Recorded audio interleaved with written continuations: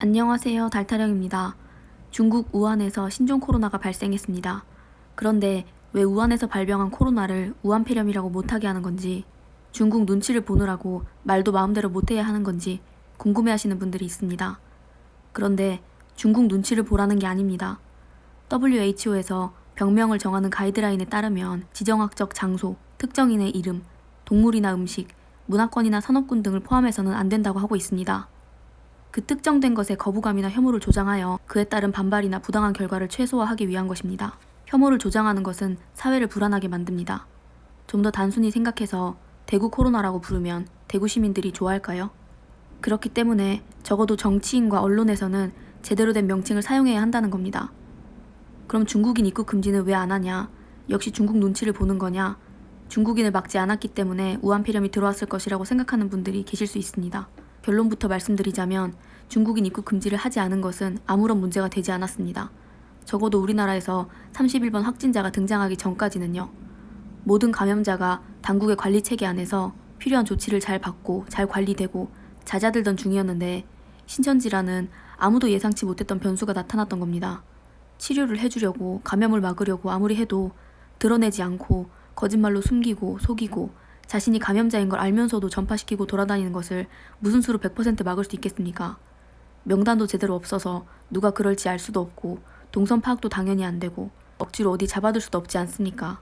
좀 더 근본적으로 애초에 중국인이 중국 내 발생지인 우한에서 그 밖으로 나오는 것이 힘든 일이었습니다. 중국 내에서도 검사를 받아야 하고 또 출국을 할 때도 입국을 할 때도 모두 당연히 검사를 받아야 했습니다. 비행기를 타고 내리고 또 입국을 할 때도 모두 검사하고 앱을 깔아서 또 상태를 계속 체크합니다. 감염자라면 그 도시 밖으로 나오는 것도 힘든 일일 텐데 들어와서 감염을 시킨다는 것은 정말 어려운 일입니다.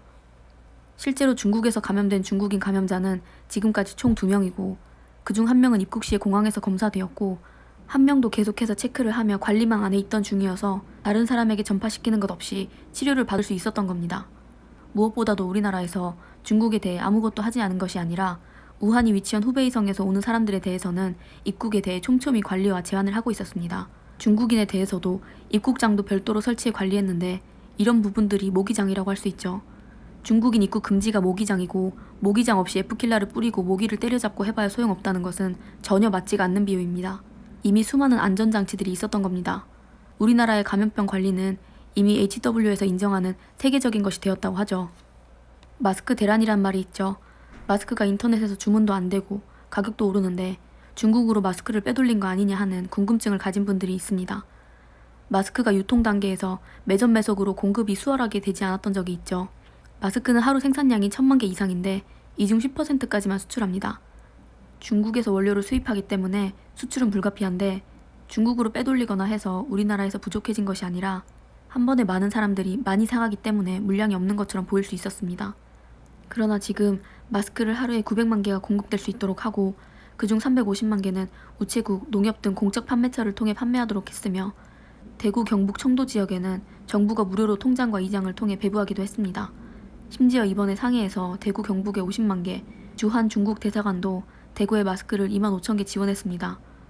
또한 현재 매점 매석으로 폭리를 취하는 경우 2년 이하 징역 5천만 원 이하 벌금으로 엄중하게 처벌하기로 했으며 관련 행위에 대해 국세청에서 제조 유통업체를 전수조사한다고 했습니다.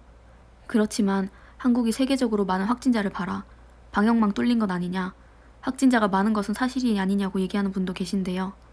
현재 방역당국의 방향이 피해 최소화가 아닌 한 명도 놓치지 않고 잡아내겠다는 의지로 진행 중입니다. 실제로 31번 확진자가 나오기 전까지 모두가 관리망 안에 있었고 잘 잡아가던 중이었습니다. 그래서 HW에서도 잘 정리된 한국 자료를 요청할 정도였습니다. 세계적으로 봐도 검사량이 월등히 높습니다. 그에 비해 확진자 수는 낮은 편이죠. 미국은 하루에 최대로 검사할 수 있는 수 자체가 한국보다도 적습니다. 일본도 하루에 가능한 검사 수가 부족한 것은 물론이고 검사를 하지 않고 있습니다. 4일 이상 37.5도 이상의 고열과 폐렴 증세가 있어야 검사를 해주는데 그렇게 검사를 못 받아 다른 사람에게 감염시킨 사례도 있다고 합니다. IOC 내부에서는 일본 방사능으로 논란이 됐을 때도 없던 도쿄올림픽 취소 얘기가 나오고 있습니다. 이를 의식해서인지 일본에서 전국 초중고교를 전면 휴교 결정했습니다. 일본과 미국은 검사를 하지 않아 확진자 수가 적은 것입니다. 지금 감염자 수가 적은 듯 보이던 나라들도 급증하며 세계적으로 퍼지고 있는 상황입니다. 그것을 완벽하게 막기란 현실적으로 불가능하고 검사를 많이 하고 관리가 잘 되고 이것이 투명하게 공개되는 것은 사회적 불안을 줄일 수 있는 지금으로서는 최선의 방법일 것입니다. 불안과 공포, 혐오를 넘어서 사회적으로 안정되고 하루빨리 확진자가 줄어들고 확진자들이 완치되시기를 바랍니다. 코로나19에 대해 다른 영상에서 더 다루도록 하겠습니다.